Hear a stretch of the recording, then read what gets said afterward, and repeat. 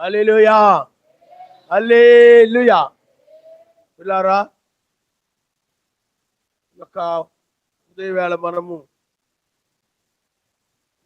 మనము సామెతల గ్రంథములో నుండి ఈ యొక్క వాక్యమును మనము నేర్చుకోబోతున్నాం. 9వ అధ్యాయము 2వ వచనములో మనము గత వారము తొందరపడి నడుచువాడు ఎలా దారి తప్పిపోతాడో,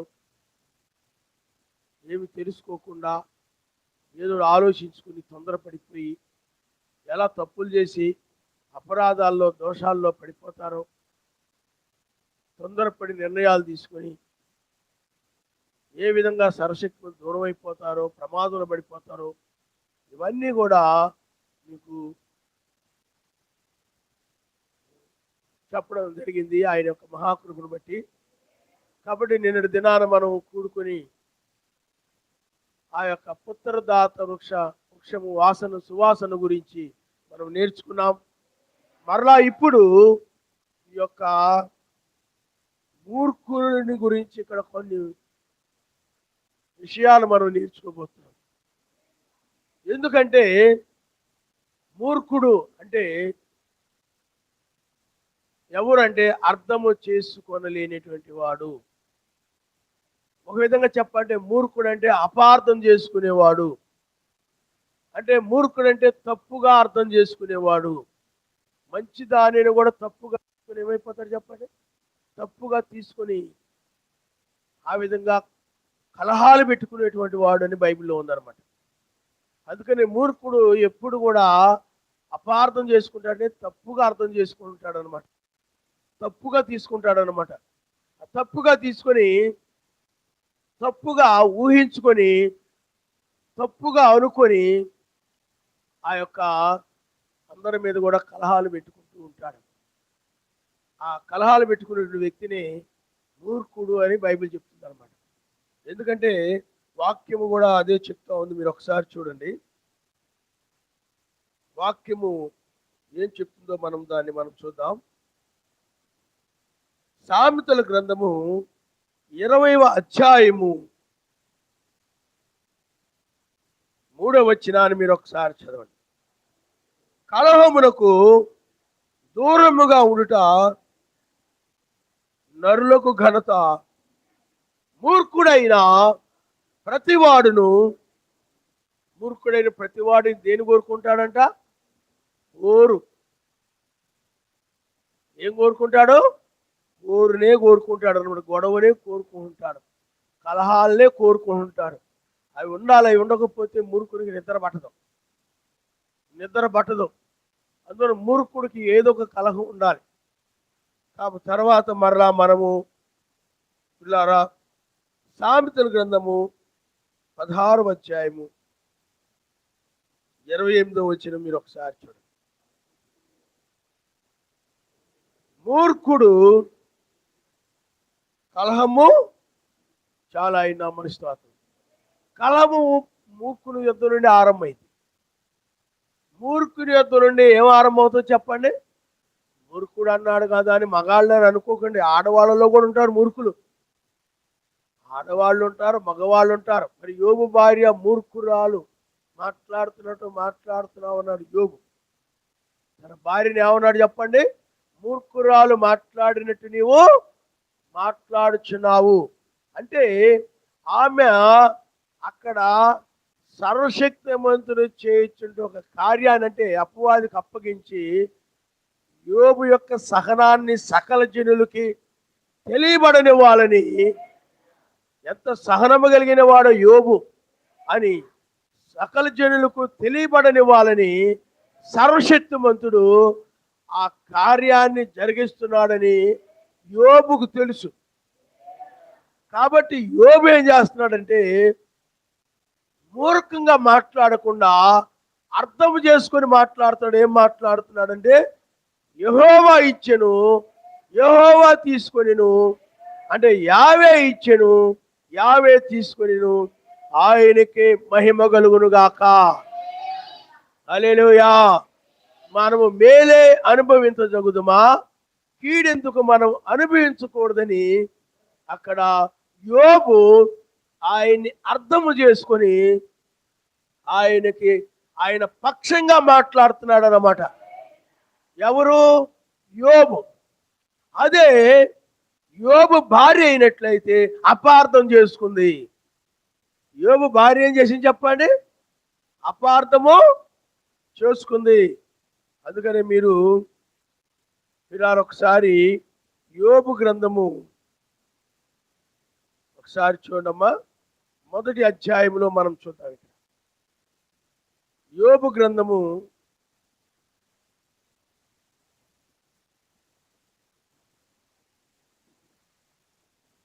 ఎందుకంటే సాతానుడు అటు ఇటు తిరుగుతూ ఆయన దగ్గరికి వచ్చినప్పుడు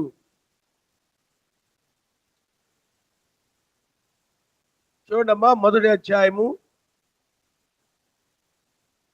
6వ వచనం. దేవదూతల యావేస్ అనేది నిలుటికై వచ్చిన దినమొకటి తటస్థించను. ఆ దినమున అపవాదియగు వాడితో కూడా కలిసి వచ్చేసాడు.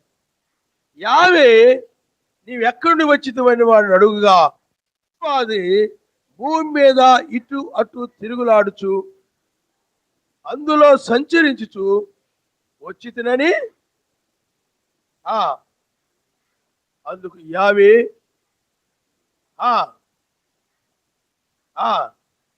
అతడు యథార్థవర్తుడును న్యాయవంతుడునై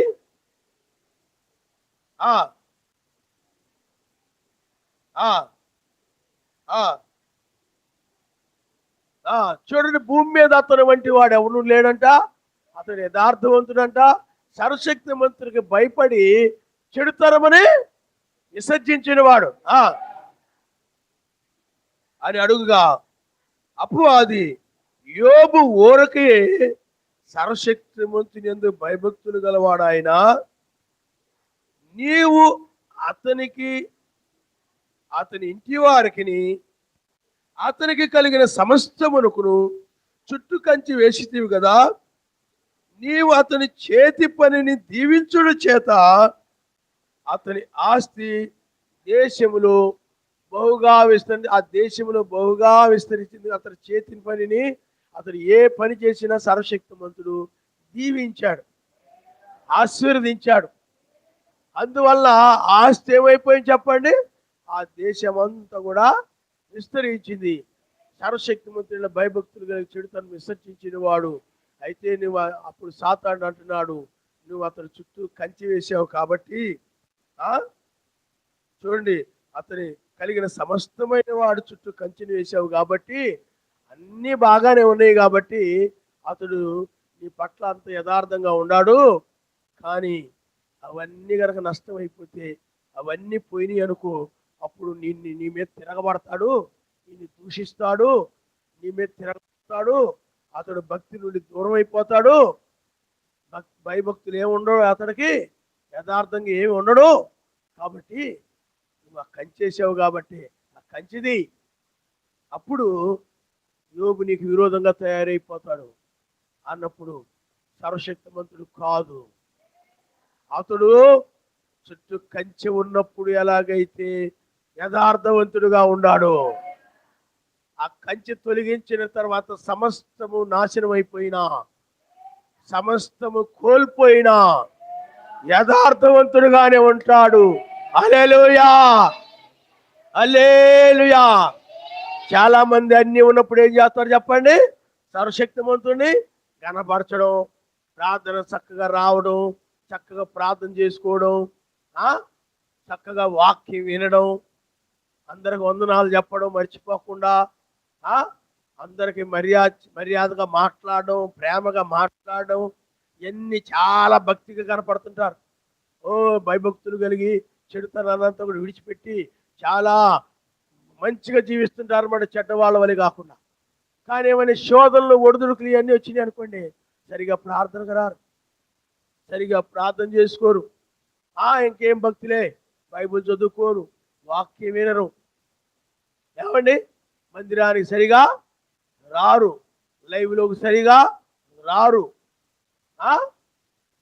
ఇంకేం సర్వశక్తిమంతులే అని ఆ విధంగా తయారైపోతారన్నమాట. కాబట్టి పిల్లారా, అక్కడ యోబు అలా మారలేదు, కానీ యోబు భార్య మాత్రం మారిపోయింది. బాగున్నప్పుడే ఆయన్ని మహింపరిచింది.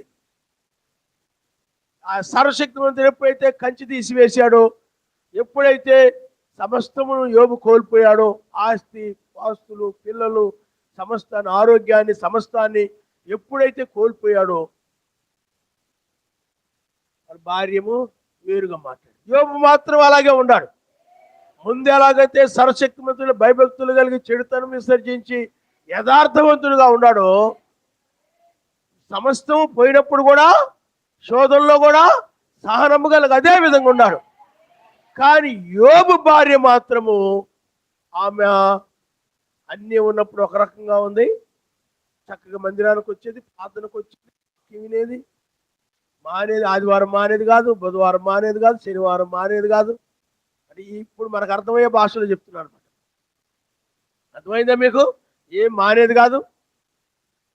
కానీ ఎప్పుడైతే ఈ శోధన వచ్చేసిందో, ఆమె సహనాన్ని కోల్పోయింది. అపార్థం చేసుకుంది, అర్థం చేసుకోలేదు, అపార్థం చేసుకుంది. అప్పుడు ఏమంటుందో మీరు ఒకసారి చూడండి. 6వ వచనం నుండి మీరు ఒకసారి చూడండి. 2వ అధ్యాయం 6వ వచనం. అందుకు యావే, అతడు నీ వశమున ఉన్నాడు, అతని ప్రాణం మాత్రం ముట్టవద్దని సెలవిచ్చెను. కాబట్టి అపవాది యెహోవా సన్నిధి నుండి బయలు వెళ్ళి అరికాలు మొదలుకొని నడినెత్తి వరకు బాధగల కురుపులతో యోబును మొత్తిన. చూడండి, అరికాలు నుండి నడినెత్తి వరకు, అంటే అరికాల్లో కూడా కురుపులే, నడవడానికి లేదు. ఏమండి, ఎంత ఇబ్బందో మీరు చూడండి, ఎంత శోధనో మీరు చూడండి. బాత్రూమ్కి వెళ్ళడానికి కానీ, బయటికి వెళ్ళేది తెచ్చుకోవడానికి కానీ, ఏదైనా అందుకోవడానికి కానీ, ఏదైనా వస్తువు ఇంట్లో ఉంటే ఆ వస్తువు తెచ్చుకోవడానికి కానీ అన్నిటికి కూడా నడవలేని పరిస్థితి. ఎందుకంటే అరికాలు మొదలుకొని నడినెత్తి వరకు కూడా ఏమైనా చెప్పండి, కురుపులే. అటు ఇటు కదిలినా కురుపులు, వాసిపోయి నొప్పి, బాధ, దురద, చాలా భయంకరంగా. నువ్వైతే ఆయన ఎప్పుడో వదిలేస్తావు. చాలా మంది అయితే ఇలాంటి శోధన వచ్చిందనుకోండి, ఏం చేస్తారు చెప్పండి? వదిలేస్తారు చాలా మంది. కానీ యోబు అర్థం చేసుకున్నవాడు, ఆయన మనిస్తాడు. హల్లెలూయా. చూడండి, యోబు భార్య అయితే ఆమె అపార్థం చేసుకుంది. తర్వాత చదవండమ్మా. అతడు ఒళ్ళు గోక్కునుడికై చిల్ల పెంకు, అంటే కుండ పెంకు లాంటిది తీసుకొని, పగిలిపోయిన కుండ ఉంటుంది కదా, ఆ పెంకు తీసుకొని బూడిదలో కూర్చొని, అతని భార్య వచ్చి, ఇంకా నీవు యథార్థతను విడిచిపెట్టకుండా ఉంటావు, ఇంతగా మనకు అన్యాయం చేశాడు సర్వశక్తిమంతుడు, ఇంతగా మనకు ద్రోహం చేశాడు ఆయన, ఇంతగా మనకి కీడు వచ్చింది, ఎంతో మంచి పేరు ఉండేది, ఆస్తి పరులు అని మొత్తం పోయింది, పేదవాళ్ళం అయిపోయాం. ఏమండి, అన్నీ పోయాయి, ఏమి లేవు. కాబట్టి ఇంకా ఎందుకు?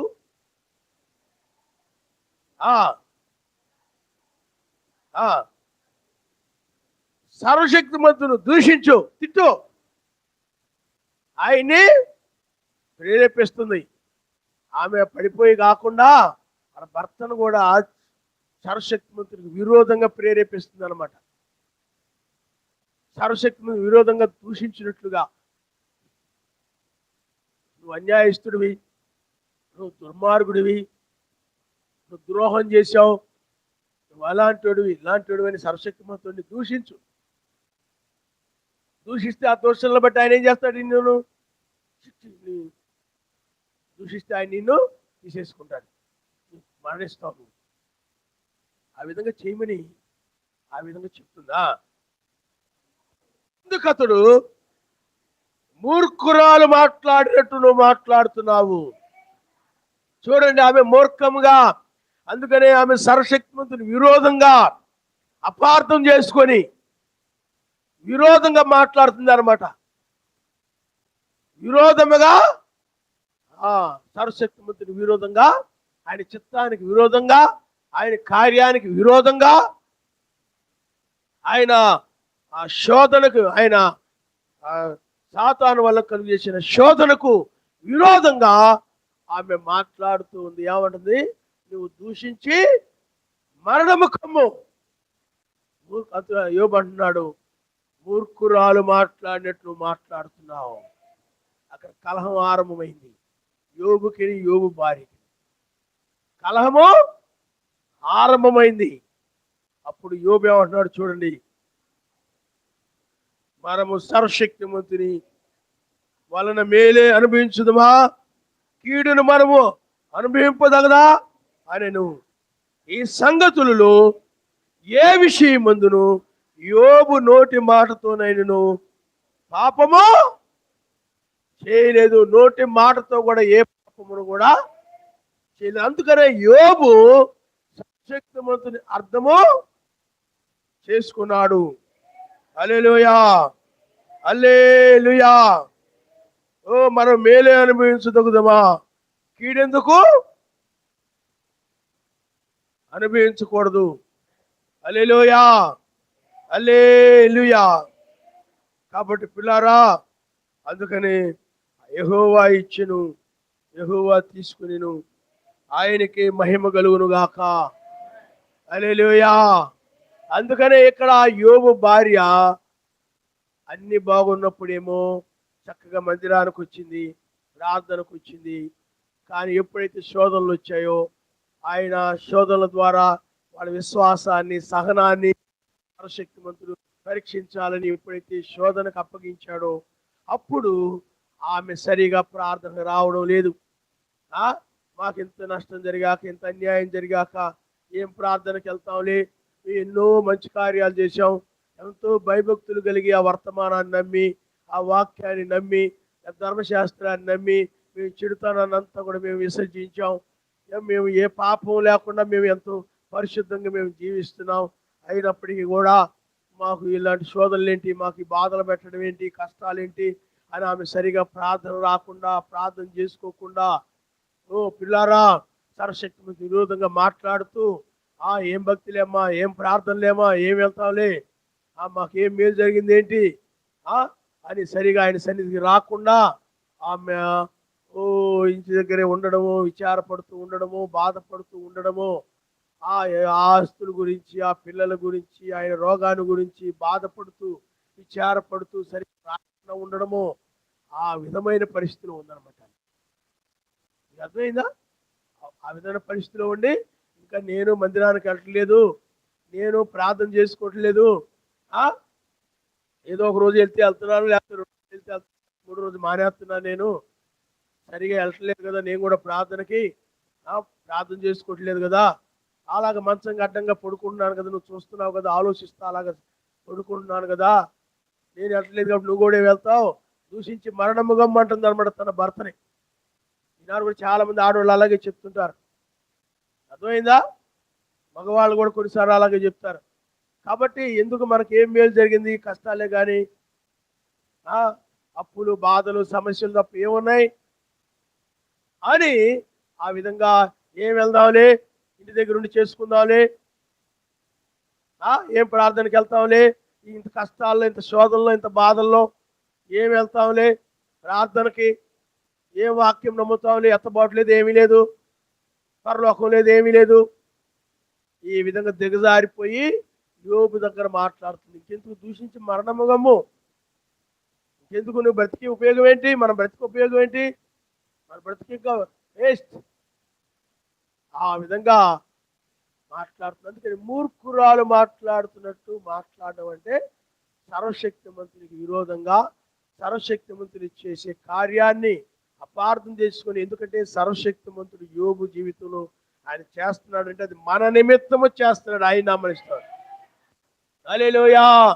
రాబో వధువుకి అతడు ఒక ఛాయిగా ఉండాలని ఆనాడే ఆలోచన కలిగిన వాడై ఆ సర్వశక్తిమంతుడు ఆ యోబుని ఆ యొక్క శోధనలకు అప్పగించి, అంటే సాతానుకు అప్పగించి, ఓ యోబుని పిల్లారా, ఆ ఎంత సహనము కలిగిన వాడు, మీరు కూడా యోబు వలె సహనము కలిగి ఉండాలి.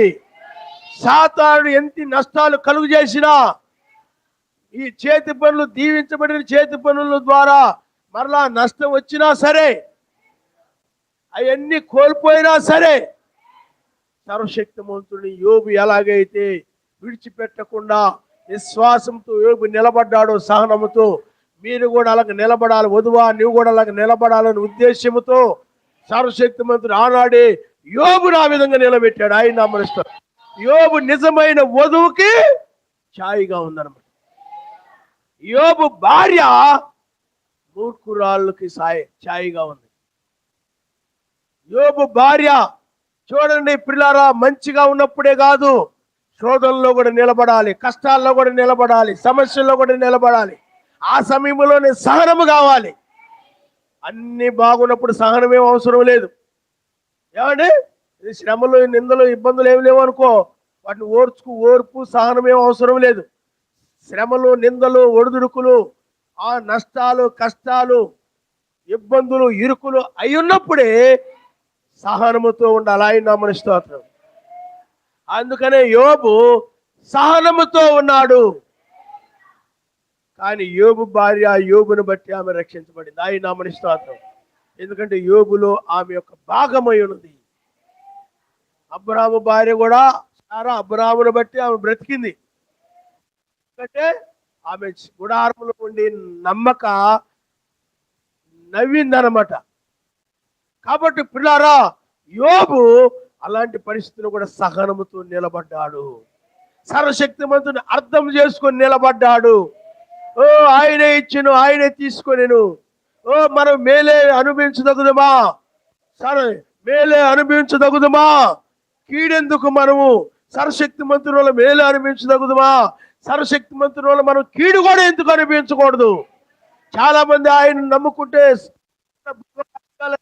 అనుభవించడానికే, మేలు అనుభవించడానికే అనుకుంటారు.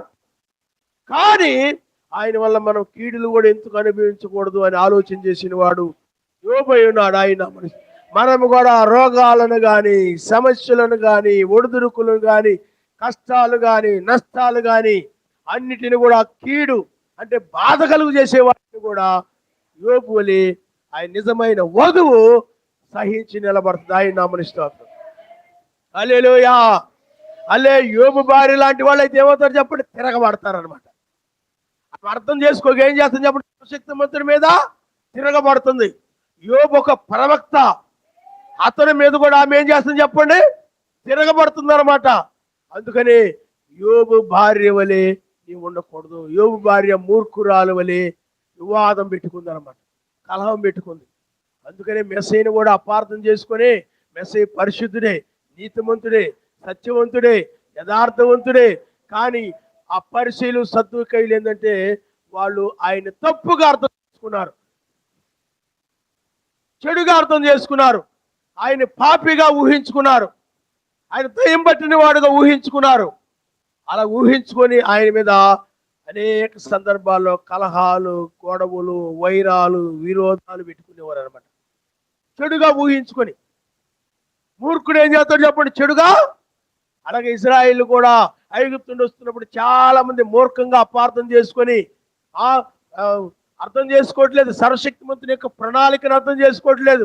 సర్వశక్తిమంతుని కార్యాన్ని అర్థం చేసుకోకుండా అపార్థం చేసుకొని, ఏమండి అపార్థం చేసుకొని ఆ యొక్క వారు కానాను లేదు, ఏమీ లేదు, మమ్మల్ని అరణ్యంలోనే మనల్ని తిప్పుతున్నాడు, మేము చాలా ఇబ్బందులు పడుతున్నాం, కానాను లేదు, ఏమీ లేదని మోషే మీద వాళ్ళందరూ కూడా తిరగబడ్డారు. మోషే మీద వాళ్ళు ఏం చేశారు చెప్పండి? అపార్థం చేసుకున్నారు.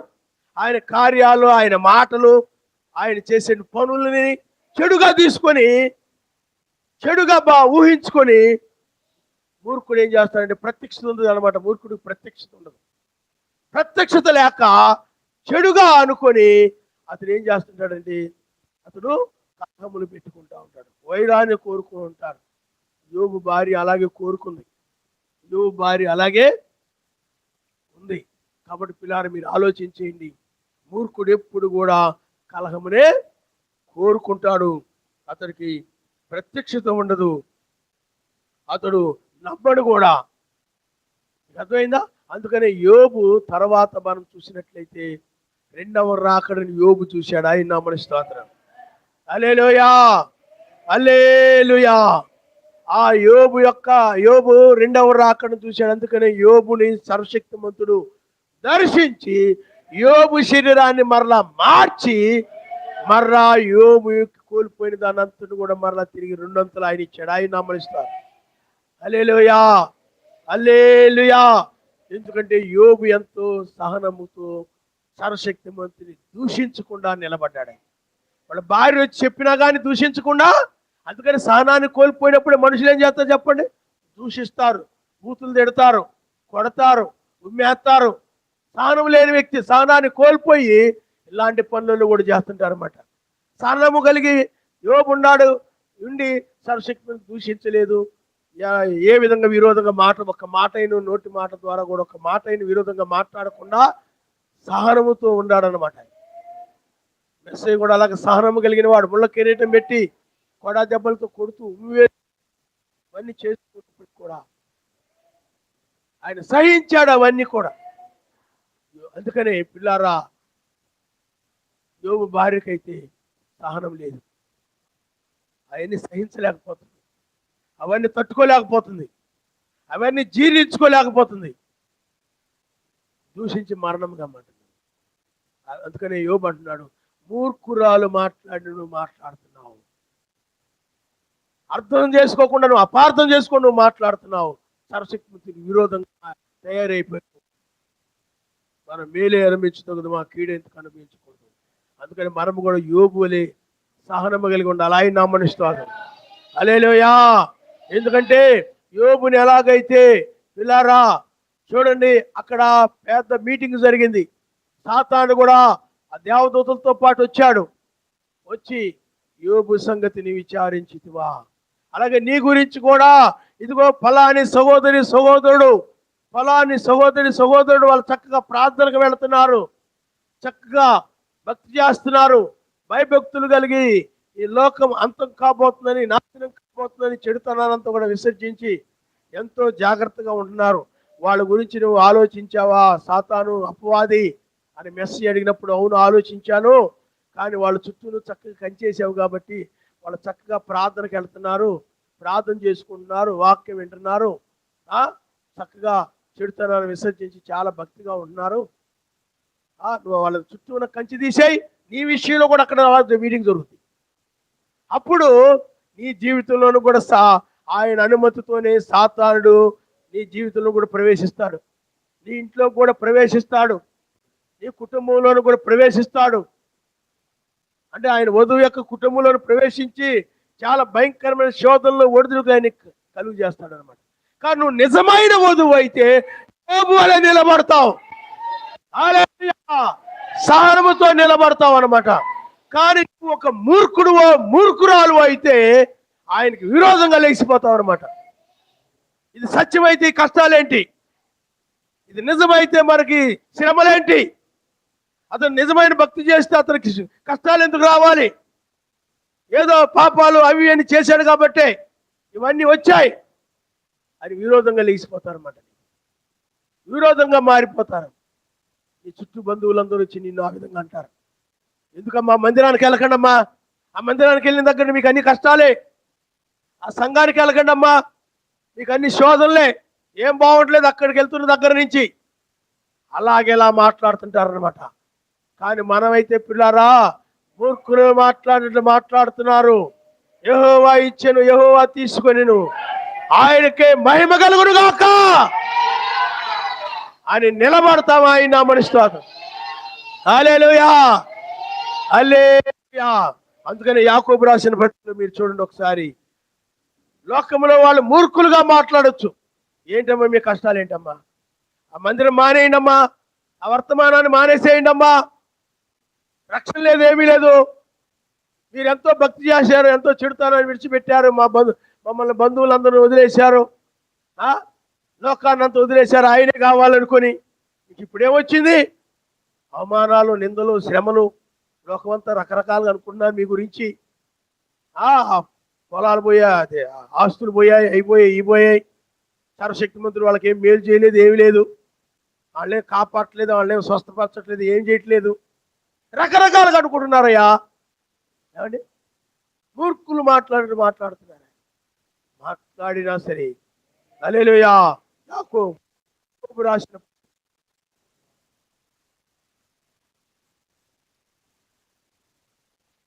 చూడమ్మా, యాకోబు రాసిన పత్రిక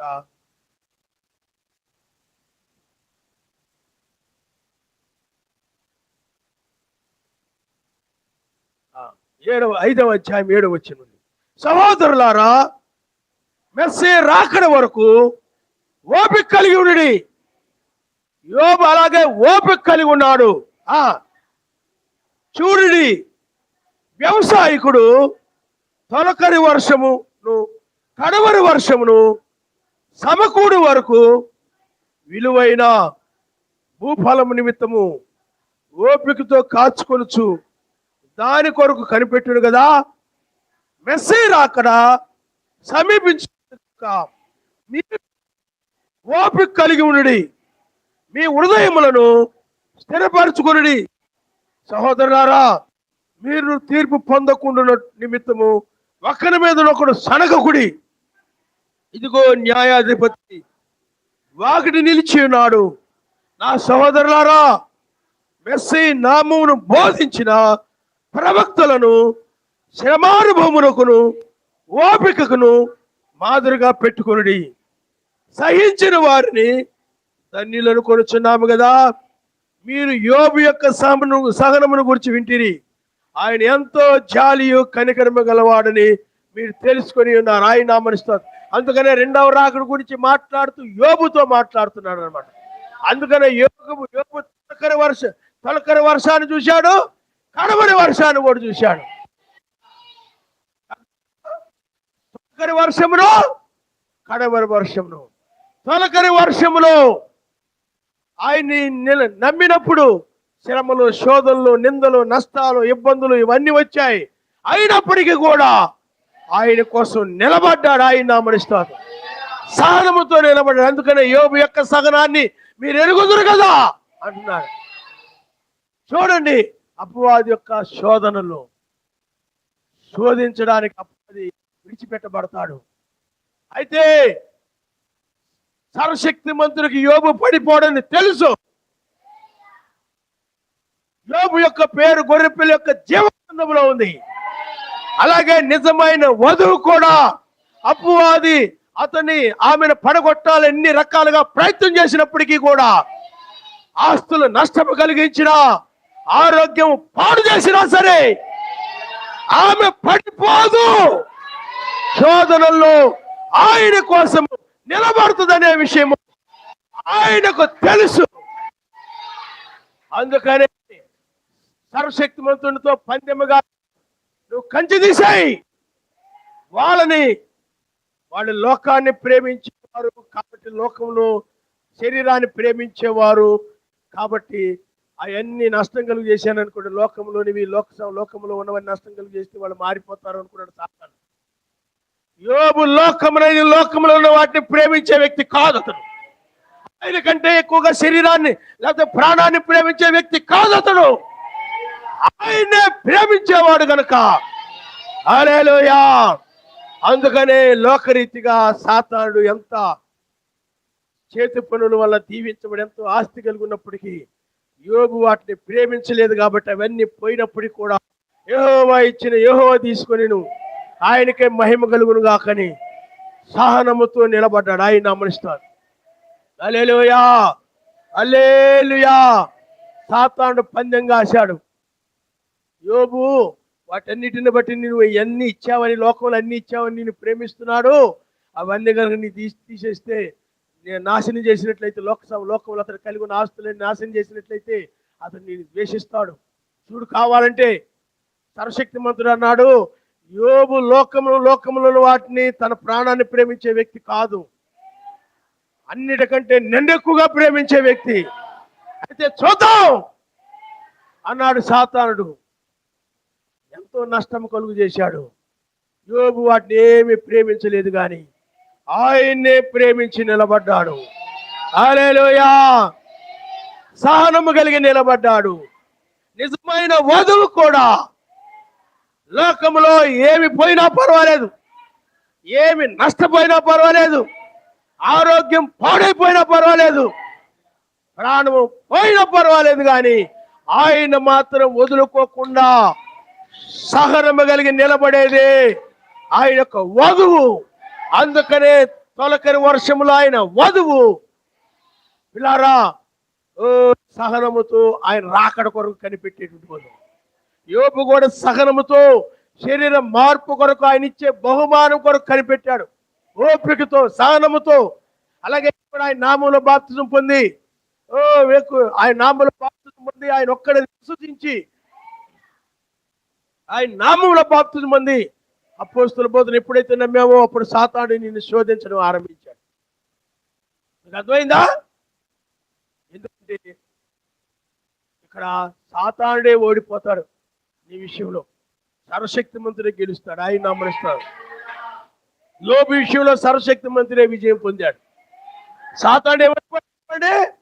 సిగ్గుపడిపోయాడు. అదే శోధనలో నిలబడకపోయినట్లయితే యోబు సర్వశక్తిమంతుడు దూషించి మరణించాడు అనుకోండి, సాతానుడు గెలిచేవాడు, సర్వశక్తి ఓడిపోయేవాడు. ఈ జీవితంలో కూడా నువ్వు కూడా ఆయన్ని దూషిస్తున్నావు అనుకో, ఆయనకి శోధనలు రాగానే ప్రార్థన రాకుండా ఉండడం, ప్రార్థన చేసుకోకుండా ఉండడం, ఇంకేం భక్తులే, మాకు ఇన్ని కష్టాలు ఎన్ని ఉన్నా మాకేం మేలు జరిగింది అని చెప్పి లోకంలో కలిసిపోవడం, లోకస్తులు తిరగడం, ఇవన్నీ చేసావనుకో, అప్పుడు సర్వశక్తిమంతుడిని ఓడించావు. అర్థమైందా? సాతానుడు అక్కడ ఏం చేస్తాడు చెప్పండి? నేనే గెలిచాను, ఈవిడ పడగొట్టి నేనే గెలిచాను, ఈవిడ సహనం లేదు కాబట్టి, అందుకని సహనం లేని వాళ్ళు పడిపోతారు. సహనం లేని వాళ్ళు ఏమైపోతారు? యోబు భార్య సహనం లేదా, ఆమెకి ఏం తట్టుకోలేదు, ఆమె నిందలు తట్టుకోలేదు, మాటలు తట్టుకోలేదు, ఏమండి గద్దింపును తట్టుకోలేదు, ఇలాగ నువ్వు నష్టం వచ్చిందంటే తట్టుకోలేదు, ఏది కూడా తట్టుకోలేదు అన్నమాట. సర్వశక్తికి విరోధంగా మారిపోయింది. నిజమైన వధువు నిలబడుతుంది, మూర్ఖురాలు నిలబడదు. మూర్ఖులు నిలబడరు. సహనం ఉన్నది మూర్ఖుడికి, సహనం ఉన్నది కాబట్టే చిన్న మాట అన్నాం అనుకోండి కూడా పెడతాడు. చిన్న నింద వచ్చింది అనుకో, నేను చెప్పాను కదా, లేచిపోతాడు. చిన్న దెబ్బ తగిలింది అనుకోండి లేచిపోతాడు. నేను అలా అంటే ముక్కు మీద ఉండదాడు మూర్ఖుని కోపం. అందుకనే అతడు యావే మీద కోపించునని అనమాట. యోబు భార్య ఏం చేసింది? కోపించింది. యోబు కోపించాడా? లేదు. సర్వశక్తిమంతుడి మీద కూడా కోపడిపోయింది. పిల్లారా, నిజమైన వధువు ఈ చివరి కాలంలో యోబు వలె నిలబడుతుంది. ఇప్పుడు కడవరి వర్షం వచ్చింది. ఆ కడవరి వర్షం వచ్చినప్పుడు యోబు యొక్క శరీరం ఏమైపోయింది చెప్పండి? మారిపోయింది. హల్లెలూయా. ఒకసారి మీరు చూడండి, యోబు గ్రంథము, అది ఆయన రాకడ గురించి.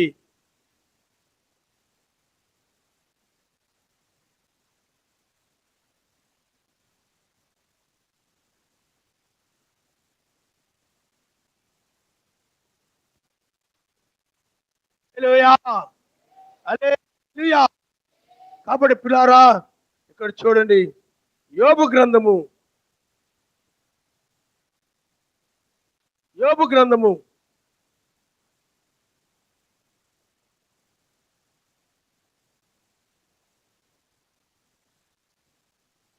38వ అధ్యాయం.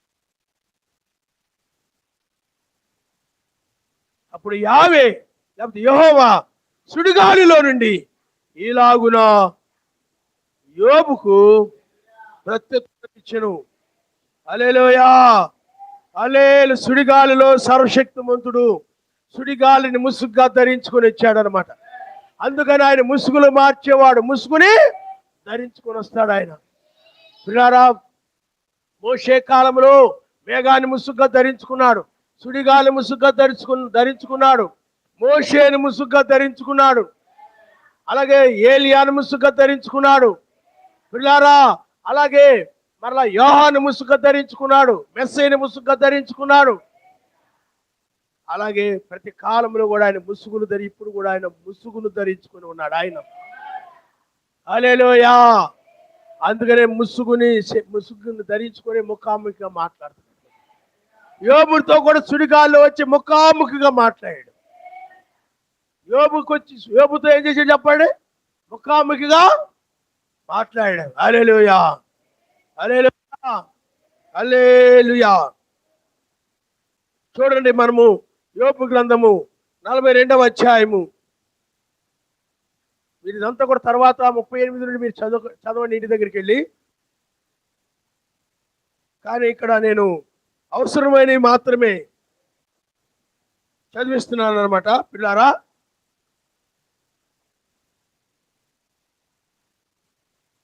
యోబు గ్రంథము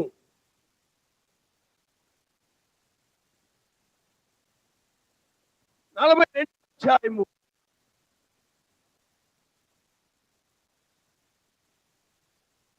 6వ వచనంలో ఒక మాట ఉంది, ఒకసారి మీరు చదవండి. కావున నన్ను నేను అసహించుకొని ధూళిలో బూడిదలోను పడి పశ్చాత్తాపడుచున్నాను. యావే యోబుతో ఆ మాటలు పలికిన తర్వాత ఆయన, చూడండి, యోబు ధూళిలో ఉండి అసహించుకుంటూ అతను పశ్చాత్తాపడుతూ ఉన్నాడు. అప్పుడు సర్వశక్తిమంతుడు యోబుతో ఆ మాటలు పలికిన తర్వాత మీరు చూడండి పిల్లారా, అలా 10వ వచనం మీరు ఒకసారి చదవండి. మరియు యోబు తన స్నేహితుల నిమిత్తము ప్రార్థన చేసినప్పుడు యావే అతని క్షేమస్థితిని మరలా అతనికి తిరిగి దయచేసెను. మరియు యోబునకు పూర్వము కలిగిన దానికంటే 2 అంతలు అధికముగా యావే అతనికి దయచేసిన ఆయన నామనిస్తాడు.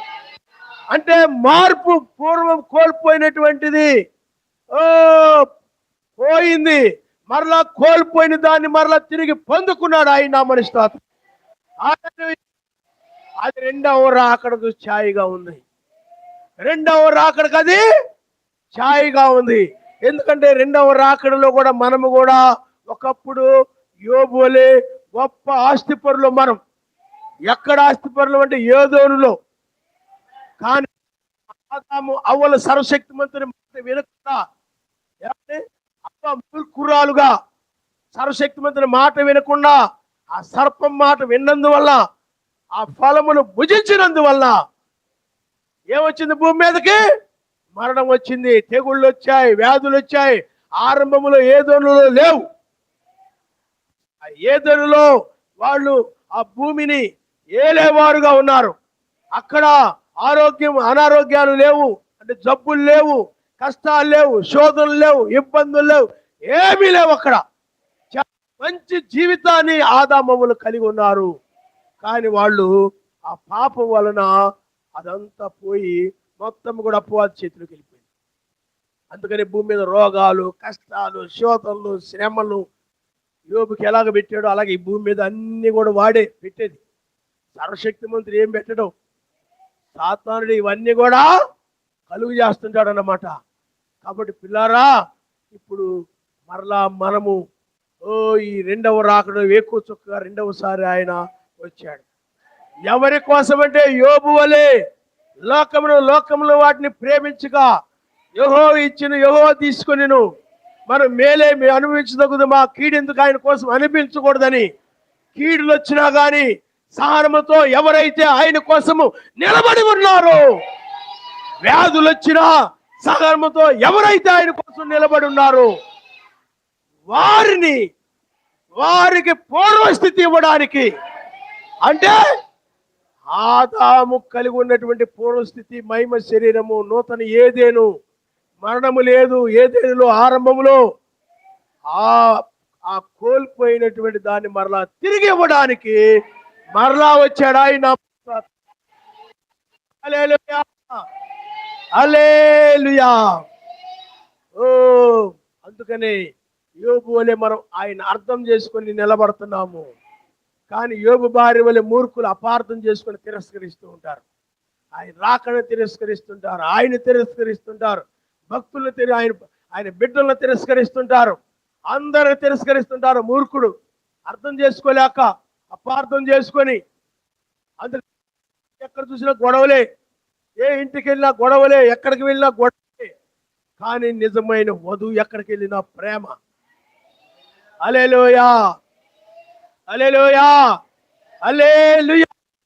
కాబట్టి యోబు రెండంతలు తిరిగి పొందుకున్నాడంటే సర్వశక్తిమంతుడు యోబుకి పూర్వస్థితినిచ్చాడంటే పిల్లారా ఆ శరీరం మరలా ఏమైపోయిందంటే మారిపోయింది.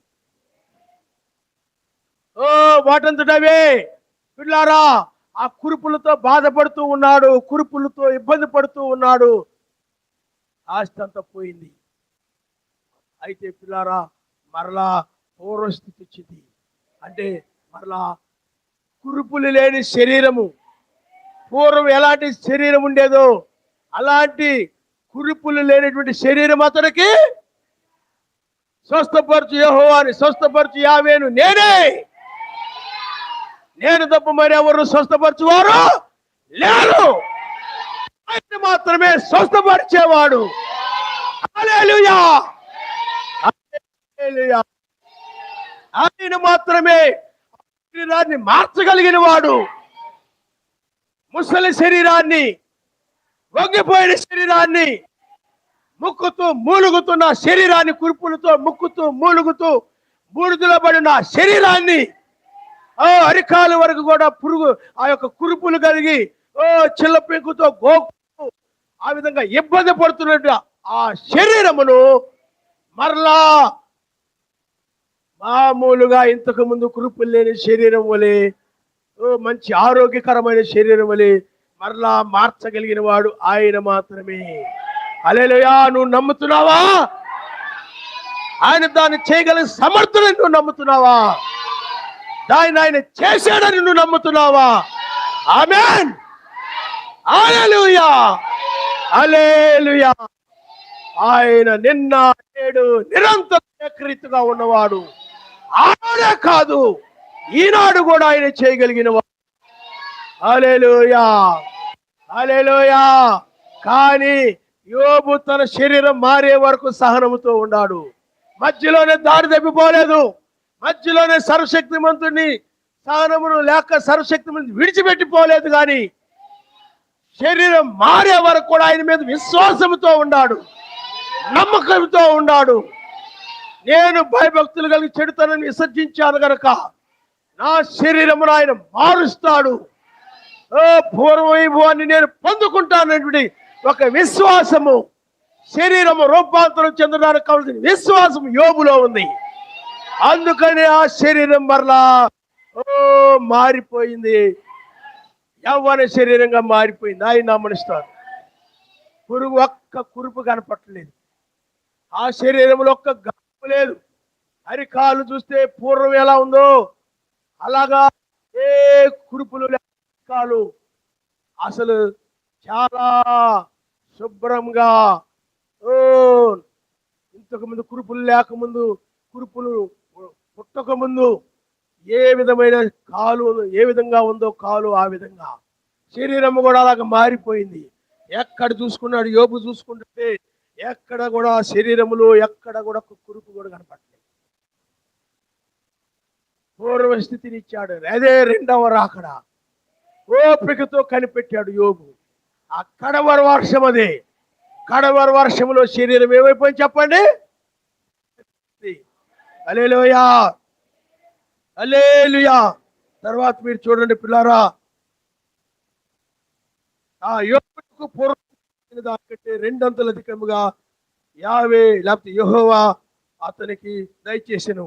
అప్పుడు అతని సహోదరులందరూ, అతని అక్క చెల్లెళ్ళందరూ, అంతకుముందు అతనికి పరిచయం లేని వారు వచ్చి అతనితో కూడా అతని ఇంటి అన్నపానములు పుచ్చుకొని యావే అతని మీదకి రప్పించిన సమస్త బాధను గురించి ఎంత లేచి దుఃఖమును పొందితివని అతని గురించి దుఃఖించు అతను ఓదార్చిరి. ఇదిగాక ఒక్కొక్కడు ఒక్కొక్క వరహాను, ఒక్కొక్క బంగారు ఉంగరమును అతనికి తెచ్చి ఇచ్చెను. యావే యోబును మొదట ఆశీర్వదించిన దానికంటే మరి అధికముగా ఆశీర్వదించెను. అతనికి 14,000 గొర్రెలను, 6,000 ఒంటెలను, 1,000 జతల ఎడ్లను, 1,000 ఆడుగాడిదలను కలిగెను. మరి అతనికి 7 కుమారులను 3 కుమార్తెలను కలిగిరి. హల్లెలూయా, హల్లెలూయా. అందుకనే పిల్లారా, యోబు మరలా కోల్పోయిన దానికంటే 2 అంతలు 50 గొర్రెలు నేను కూడా 100 గొర్రెలు అయిపోయినాయి. ఇది అర్థమైందా? ఓ పిల్లారా, ఒంటెలు 1000 ఉన్నాయి అనుకోండి, 2000 అయిపోయినాయి. అలాగా ఆయన ఆశీర్వదించాడు యోబుని. అంటే పూర్వ వైభవం మరల యోబుకి వచ్చింది. అప్పుడు అందరూ అనుకున్నారు యోబు ఒకప్పుడు చాలా గొప్ప ధనవంతుడురా, గొప్ప ఐశ్వర్యవంతుడురా అనుకున్నారు. కానీ అదంతా పోయినప్పుడు యోబు పని అయిపోయిందిరా. యోబు పని ఏముంది, ఇంకా ఏదో సర్వశక్తిమంతుడు సాయం చేస్తానికి ఏం సాయం చేయలేదు, ఏం లేదు, యోబు పని అయిపోయిందిరా అనుకున్నారు. కానీ మరలా సర్వశక్తిమంతుడు యోబుని 2 అంతలు దీవించాడు. అంటే పూర్వవైభవం వచ్చి పొందుకున్నాడు. మనము కూడా ఇప్పుడు పిల్లారా, వేకు నక్షత్రం యొక్క కాలములో, దావీదు నక్షత్రం యొక్క కాలములో, యోధా గోత్ర సింహం యొక్క కాలములో మనము ఉన్నాం. ఆయన నామమున స్తోత్రం. హల్లెలూయా, హల్లెలూయా. కాబట్టి ఇప్పుడు కూడా మనల్ని యోబుని ఆశీర్వదించినట్లుగానే దానికంటే గొప్ప ఆశీర్వాదం ఇవ్వడానికి వచ్చాడు. ఎందుకంటే యోబు తర్వాత అతడు మరణించి చూసి ఉండొచ్చు, కోల్పోయి ఉండొచ్చు. కానీ మనం ఇప్పుడు అయినట్టు పిల్లారా, ఒకప్పుడు మనకు ఆదాములో మనం ఉన్నాం. అప్పుడు మహిమ శరీరంలో ఉండేవాళ్ళం, మనం ఏదేనులో ఉండేవాళ్ళం. అక్కడ హాస్పిటల్ లేవు, జైలు లేవు, డాక్టర్లు లేరు, ఇంజనీర్ లేరు, కలెక్టర్, ఎవరు ఏం అవసరం లేదు. చాలా మంచి దేశముగా ఉండేది ఆ ఏది, అది ఒక యెరూషలేము అన్నమాట. కానీ ఇప్పుడు అది ఆదాము వల్ల పోయింది. ఇప్పుడు కడపటి వచ్చాడు మరలా, చివరి ఆదాము.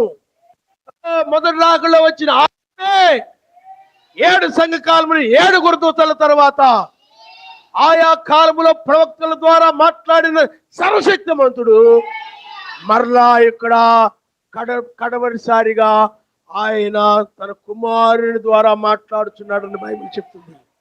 ఇప్పుడు మరలా కడపటి ఆదాముగా వచ్చాడు ఆయన. ఇప్పుడు ఆదాముగా వచ్చి యోబు శరీరాన్ని మార్చినట్లుగానే నీ శరీరాన్ని మారుస్తున్నాడు. అంటే పూర్వవైభవం, అంటే పూర్వం ఆదాము ఏ దూరంలో ఆదాము ఎలాంటి మహిమ శరీరం కలిగి ఉన్నాడు, అవ్వ ఎలాంటి శరీరం కలిగి ఉందో, మెస్సీ మరణాన్ని తిరిగి లేచినప్పుడు ఎలాంటి మహిమ శరీరంతో ఉన్నాడు, అలాంటి మహిమ శరీరము. ఎందుకంటే పూర్వం మనకి ఏ దూరంలో ఉన్నప్పుడు ఈ మట్టి శరీరం లేదు, పురుగులు గూడు లేదు, వ్యాధులు గూడు కాదు. ఇది మరణం లేని శరీరం. అది ఆదాము వల్ల ఈ శరీరం వచ్చేసింది. మరలా ఇప్పుడు మనం ఆదాము వల్ల కోల్పోయినటువంటి ఆ మహిమ శరీరాన్ని, ఆ పూర్వ స్థితిని మనం పొందుకుంటున్నాం. హల్లెలూయా. ఎవరంటే సహనముతో ఆయన కోసము యోబు వలె నిలబడిన వారు, మేలు అనుభవించడం కాదు, కీడు వచ్చినా కానీ యెహోవా ఇచ్చిన, యెహోవా తీసుకొని ఆయనకే మహిమ కలుగును గాక. హల్లెలూయా. చాలా మంది ఏమంటారంటే నా జీవితం ఇలా తగలనింది అంటే ఒక బాగుండేది. యోబు కూడా ఒకప్పుడు ఎంతో మంచి జీవితం, ఎంతో గొప్ప జీవితం.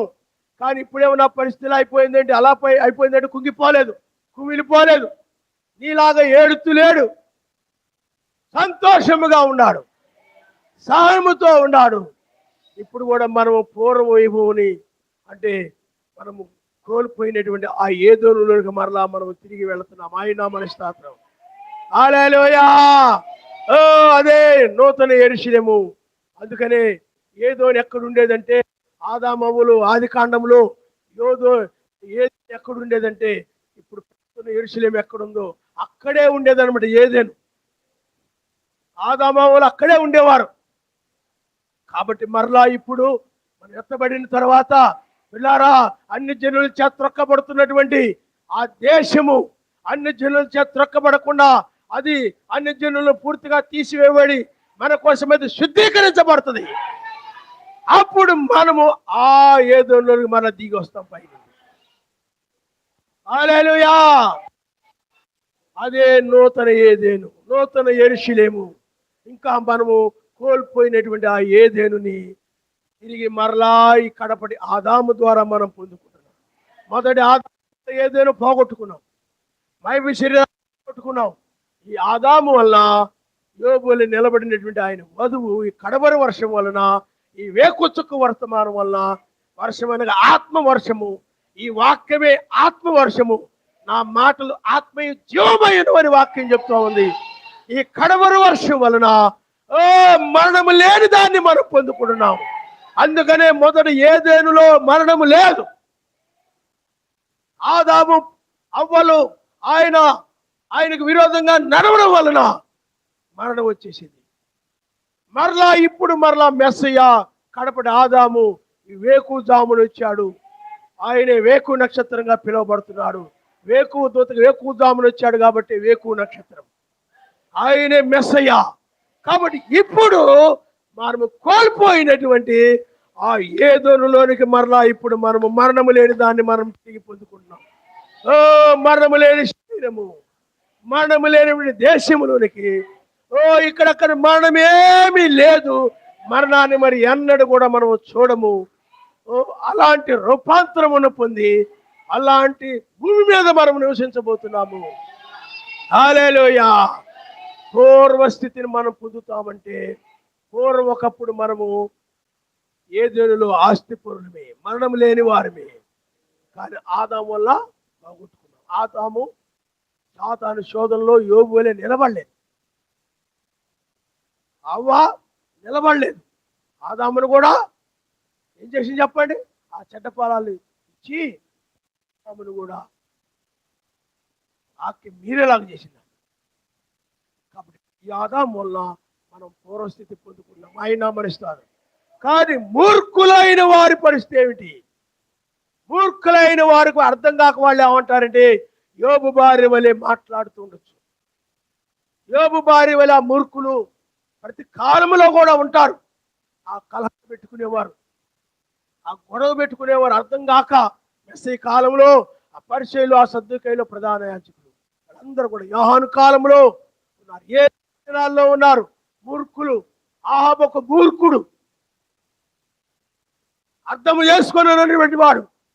ఏలియా వర్తమానాన్ని అర్థం చేసుకోలేక అపార్థం చేసుకొని ఆ రోజుల ప్రవక్తలను అపార్థం చేసుకొని ఆ ప్రవక్తలందరినీ కూడా చంపి బలిపీఠాలు పగలగొట్టి ఏమండి ధర్మశాస్త్రాన్ని త్రోసేసినటువంటి మూర్ఖుడు అతను. మూర్ఖుడు కాబట్టి విరోధంగా మాట్లాడి సరస్వతి విరోధంగా నడిచి ఆ మూర్ఖుని భార్య ఆ యెజబెలు కూడా భయంకరమైన మూర్ఖురాలు. ఆ కాలాన్ని ఆమె అర్థం చేసుకుని అపార్థం చేసుకుని. ఈ కాలంలో మూర్ఖులు ఉంటారు. కాబట్టి పిల్లారా, మూర్ఖుల వల్ల నీకు శోధనలు రావచ్చు. మూర్ఖుల వల్ల నిన్ను ఎందుకు దూషించి మరణము గమ్ము, నీ జీవితం ఏం బాగలేదు, నీకు ఆయన ఏం మేలు చేయలేదు, నీ కీడే చేశాడు తప్ప, ఆయన నమ్ముకున్న దగ్గర నుండి కీడే జరిగింది తప్ప మేలు చేసింది. నీ జీవితంలో ఏం మేలు చేశాడు ఆయన వదిలేసి చెప్పే మూర్ఖులు ఉంటారు. ఆ మూర్ఖుల మాట నువ్వు పట్టించుకోవద్దు. ఈ లోకం నాశనం కాదు, ఈ లోకమే అంతం కాదు. శరీరమే మార్పు అలాంటి నమ్మద్దు నువ్వు. ఇదేదో కొత్త బోధ. రకరకాలుగా మూర్ఖులు మాట్లాడతారు. ఆయన్ని విడిచిపెట్టాయి. ఆ రాకడ లేదు, ఏమీ లేదు. 1963లో జరిగింది అదే రాకడ. ఈ రాకడ నువ్వు నమ్మొద్దని మూర్ఖులు చెప్తారు. ఆ పరిశీలి చెప్పినట్లుగా గారి కాలంలో మూర్ఖులు ఉన్నారు. లోదర సంఘం వాళ్ళు ఒక మూర్ఖకు గుంపు, బ్రదర్ సంఘం ఒక మూర్ఖ గుంపు, రోమన్ క్యాథలిక్ సంఘం ఒక మూర్ఖం, అది మావేశ. ఆ పెంతెకొస్తు మూర్ఖకు గుంపు. సత్యాన్ని అర్థం చేసుకునేది లేదు. ఒక్కడనే దానికి అర్థం కాలేదు. ముగ్గురనే అపార్థం చేసుకుంది ఆయన్ని. ఒక్కడనే అర్థమో కాలేదు. ఈనాడు కూడా రెండవసారి వేకొచ్చు తీర్పు తీరుస్తాడు, వాళ్ళకి అర్థం కాల. ప్రతి 2000 సంవత్సరాల ముగింపులో రావాలి తప్ప 1963 ఎందుకు వస్తాడు ఆయన? అర్థమగాని గుంపు, అర్థం చేసుకోలేని గుంపు, మూర్ఖకు గుంపు మాటలు నమ్మొద్దు. వాళ్ళు సర్వశక్తిమంతుని మీద కోపించేవారు. కాబట్టి మూర్ఖుల మాట కాదు, మూర్ఖుడు మాట వినడు. వాడు ఏది చేయొద్దంటే అదే చేస్తాడు, ఏదంటే వాడు అదే చేస్తాడు. అదే ఆత్మ. ఈనాడు కూడా యవనస్తుల పిల్లలు అదే పని చేస్తారు. అలాంటి కటింగ్లు కత్తిరించుకోవద్దంటే ఆత్మది వినదు, అదే కటింగ్ కత్తిరించుకో. ఎవరైనా ఆడపిల్లలు అమ్మ అలాంటి బట్టలు వేసుకోవద్దంటే అయ్యే వేసుకుంటారు. ఆ రకమైన ఆత్మ లోకస్తుల్లో ఉండే ఆత్మీయులకు పట్టేసి వాళ్ళలాగా తయారవ్వాలనుకుంటారు అనమాట. దయ్యం వాళ్ళలాగా చుట్టూ కత్తిరించుకోవడం, వాళ్ళలాగా ఐబ్రోస్ చెప్పుకోవడం, వాళ్ళలాగా నడవడం మూర్ఖమా ఆత్మ అనమాట. అర్థం చేసుకోరు, రాకుండా అర్థం చేసుకోరు, రక్షించబడాలని ఉండదు. మూర్ఖపు లోకం ఇది. ఆరాధన మానేయకూడదంటే మూర్ఖుడు ఎండవు, మానతానే ఉంటాడు. మానొద్దంటే వినడు, మాట వినని వాడు మూర్ఖుడు ఉన్నది బైబిల్. మీరు మూర్ఖించి మాట వెనక వెళ్ళిపోయి తిరిగి నేను మీ మధ్యలో ఉండను కనుక మీరు యుద్ధానికి వెళ్ళొద్దు అని చెప్పినా కానీ మూర్ఖించి మీరు మాట వెనక వెళ్ళిపోయి నేను బైబిల్లో చదవండి ఒకసారి మీరు పిల్లారా. మూర్ఖుడు మాట వినడు. మొన్న ఒక ఆవిడ అంటుంది, మా కుమారుడు చాలా మూర్ఖంగా ఉన్నాడండి, అస్సలు మాట వింటలేదు, వాడు ఏది వద్దన్నా అదే చేసుకొని వస్తున్నాడు. మూర్ఖపు ఆత్మది. నువ్వు కాదు, నీలో ఉన్న ఆత్మేయుడు చెప్పండి, వద్దన్నదే చేస్తున్నాడు. చూడండి అమ్మ, చదవండి ఒకసారి. ద్వితీయోపదేశ కాండము 1వ అధ్యాయము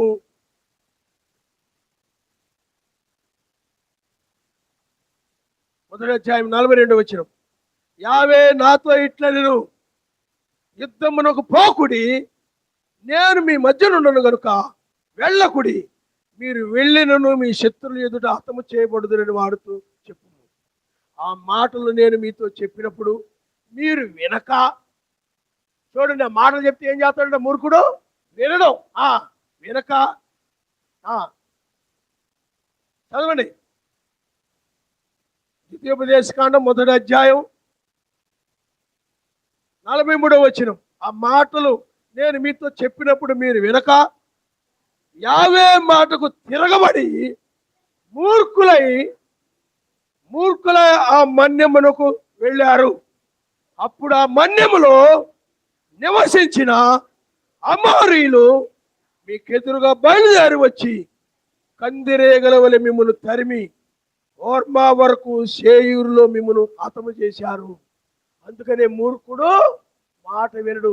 ఎవరైనా మాట వినకపోతే అతనిలో మూర్ఖపాత్మ పనిచేస్తుంది అనుకుంటా నేను ఎప్పుడు కూడా. మూర్ఖుడు ఏం చేస్తాడు చెప్పండి, మాట వినడు. అందుకనే వాళ్ళు వినకుండా ఏమయ్యారు చెప్పండి, అదొక రకమైన ఆత్మ, సాతాను ఆత్మది, దయ్యపు ఆత్మ. వశంలో ఉంటారు వాళ్ళు, మాట వినరు. వాళ్ళని ఆ విధంగా ఏలుబడి చేస్తుంటది అనమాట ఆ దురాత్మ, చెడ్డాత్మ వాక్యానికి విరోధంగా వెళ్ళొద్దంటే వెళ్తున్నారు వాళ్ళు. దానికి అర్థం చేసుకుందా, చేసుకోవాలి. ఇది చెయ్యొద్దు అంటే చేస్తున్నారు. ఏలి కుమారులు ఉన్నారు, అది చెయ్యొద్దు, మీ గురించి నాకు చెడుగా వినపడింది, నా కుమారులారా అది చేయకూడదంటే వాళ్ళు చేస్తూనే ఉన్నారు. మూర్ఖులు అనమాట. మూర్ఖుడు అంటే మాట చూడండి వెనక యావే మాట యెహోవా మాట మీద సర్వశక్తిమంతుడి మీద తిరగబడి మూర్ఖులై, ఈ మాట నేను నీదేంటి, నేను అలాగే కత్తిరించుకుంటా, తీసేయి, నేను తీసేయను, నన్ను అలాగే ఉంచుకుంటా. ఫ్రెండ్స్ అందరూ బాగుందన్నారు, బట్టలు బాగోలేవు, నేను అలాగే ఉంచుకుంటా. ఫ్రెండ్స్ అందరూ బాగున్నాయి అన్నారు, నేను సెల్ఫీలు ఇది ఫోటోలు పంపించాను.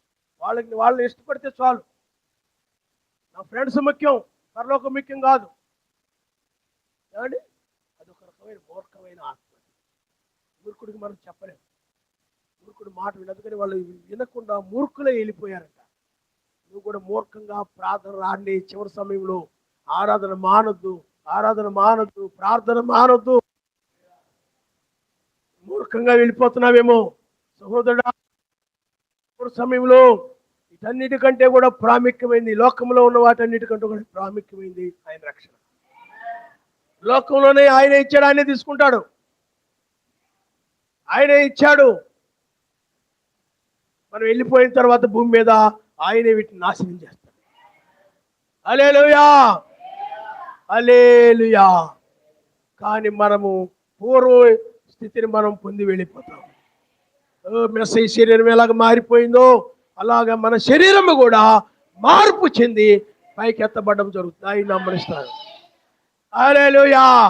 ఇప్పుడు మరలా ఆ ఆదాము ఆ అవ్వ ఎలాగైతే ఏదెన్లో ఉన్నారో, మొదటి ఆదాము మొదటి అవ్వ, రేపు రాబోయే ఏదెన్లో కడపటి అవ్వ అనగా మెస్సయ్య, కడపటి ఆదాము అనగా మెస్సయ్య, కడపటి అవ్వ అనగా మనము ఆ ఏదోనులో సదా ఆయనతో ఉండబోతున్నాం. హల్లెలూయా, హల్లెలూయా. ఎంత రమ్యములో నా యావే నీ నివాసములు,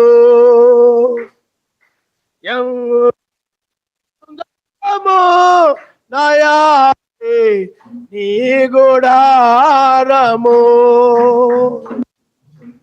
ఎంత రమ్యములు నా యావే నీ నివాసము. హల్లెలూయా. వెనక్కి తిరగొద్దంటే ఆ లోతు భార్య వెనక్కి తిరిగింది. ఆమె ఒక మూర్ఖురాలు. నువ్వు కూడా అంతే. లోకము నాటి ప్రేమించొద్దంటే నువ్వు ఒక మూర్ఖురాలు కాబట్టి ప్రేమిస్తూనే ఉంటావు. నిజమైన వధువు ఆయన మాట వినేది, సహనము కలిగినది, లోబడేటువంటిది. ఆమె శరీరం ఈ తెల్లవారుజామున మార్పు చెందుతుంది. ఇప్పుడు ఎందుకంటే యోబు అది విమోచనకు ఛాయిగా ఉందన్నమాట. ఎందుకంటే యోబు ఒకప్పుడు ఆరోగ్యం కలిగి ఉన్నాడు, కానీ రోగం వచ్చినప్పుడు, కురుపులు వచ్చినప్పుడు మూలిగాడు. దేహం యొక్క విమోచన కొరకు మూలిగాడు, కానీ ఆయన వచ్చి స్వస్థపరిచాడు. అంటే ఆ శరీరం మరలా పూర్వపు శరీరంగా మారిపోయింది. అదే విమోచన. హల్లెలూయా. మనము కూడా మహిమ శరీరము కలిగి ఉండేవాళ్ళమి. ఆదామును బట్టి మహిమ శరీరముతో ఉండాలి మనము.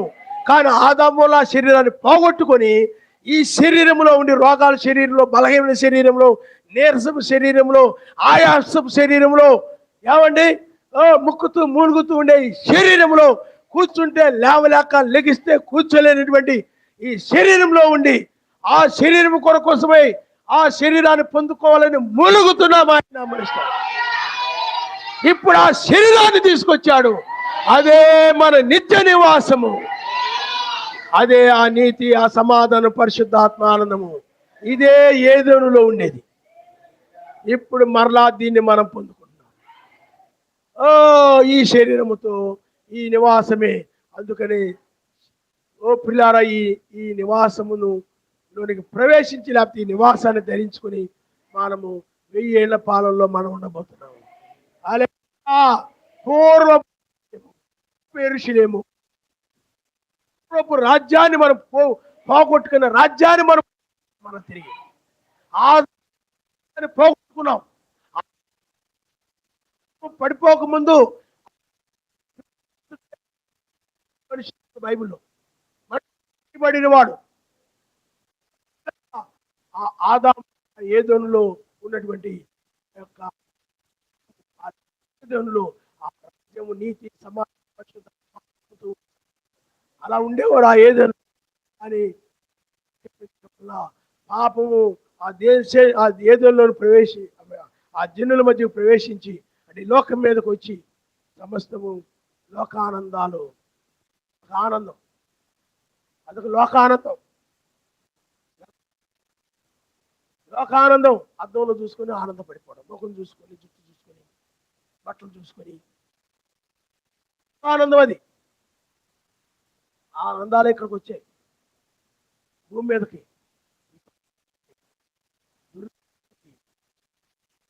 నుంచి మనము విడిచిపెట్టి పూర్వం ఉన్నటువంటి ఆ రాజ్యంలోనికి, ఆ ఏదోలోనికి మనం వెళుతున్నాము. అక్కడ నీతి, సమాధానము, పరిశుద్ధాత్మ ఆనందము. హల్లెలూయా. ఎల్లప్పుడూ ఆనందము నా యావే నాకిచ్చే, స్తుతితో స్తుతితోనే సాగేదాను, స్తుతితో స్తుతితోనే సాగేదాను. హల్లెలూయా.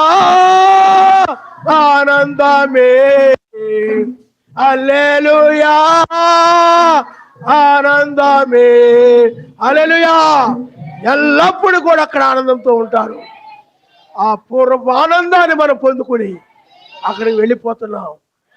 తల్ల వంచుకొని మనం ప్రార్థన చేసుకుందాం.